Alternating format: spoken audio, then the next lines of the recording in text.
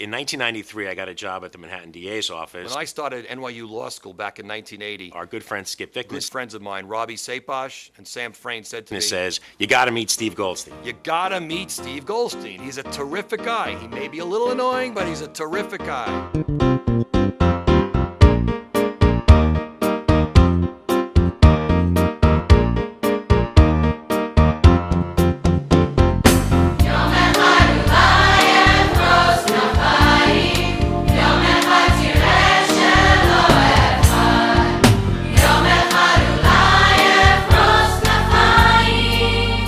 It was my first year working at camp in 1975 when I first met Steve Goldstein. He was living in the old LSE by the lake, and he had a tiny room.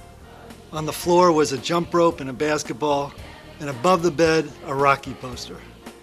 And we hit it off right away. We got along great. The only thing is I couldn't really figure out where he was from.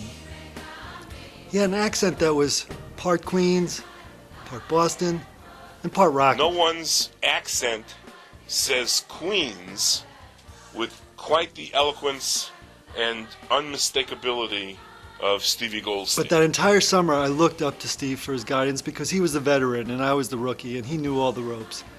And Steve loved to give guidance. Steve and I frequently would have lunch together.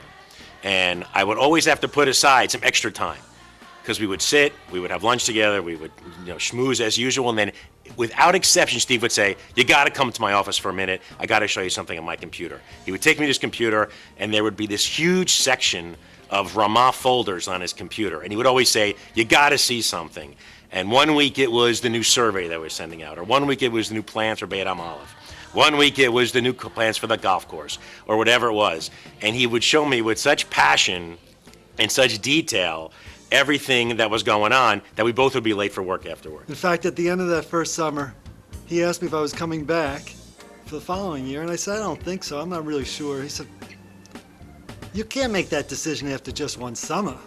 You need to spend at least 2 summers here because you'll never have the right perspective. Steve Goldstein was a mentor to me when I was the head of the waterfront at Camp Ramah. And for the past 10 years or so, Steve and I have biked up to camp every summer from Manhattan. So I thought about it. I said, maybe he's right. And so I came back the second summer, and of course the second summer was great. And at the end of the second summer, he comes up to me and says, you coming back next year? And I said, I'm not really sure. I might want to get a real job or something at some point. And he said, you can't make that decision just on 2 summers. You got to have at least 3 summers before you make that decision. You'll never have the right perspective. The bike ride itself takes about 6 hours. Invariably, all 6 hours are spent talking about Camp Ramah in one form or another. So needless to say, I came back for a 3rd summer. And at the end of that 3rd summer, he asked me if I was coming back. And I said, I'm not sure. And he said, well, this time he learned he's going to try a different angle. And he said, now that you've invested 3 summers, you might as well get something out of it.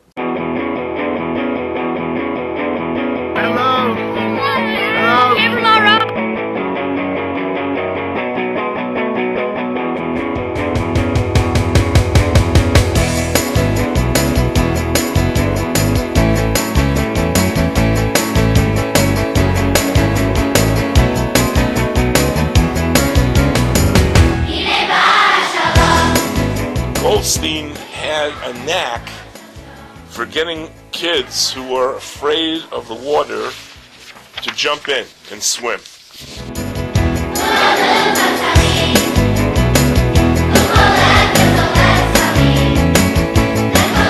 Even before he became head of the waterfront, the Neanderthal group who ran the lake before him realized that coupled to the gristle of his voice was a gentleness and the love of kids that gave him special powers of relating to them, getting down on the ground at their level and encouraging them to like the water as well as to respect it. We love Camp Ramah!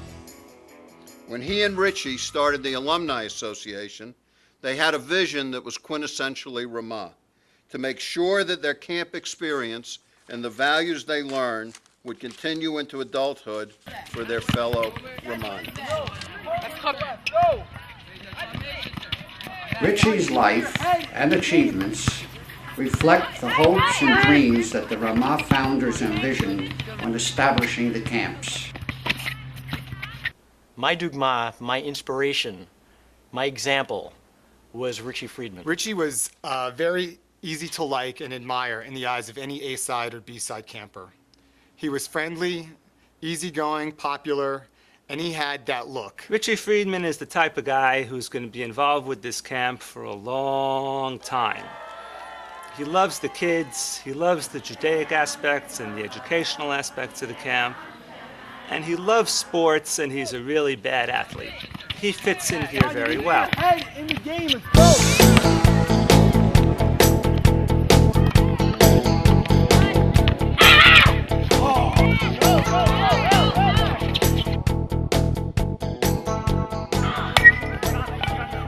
Richie was also one of the founders of the Alumni Association. He was its president.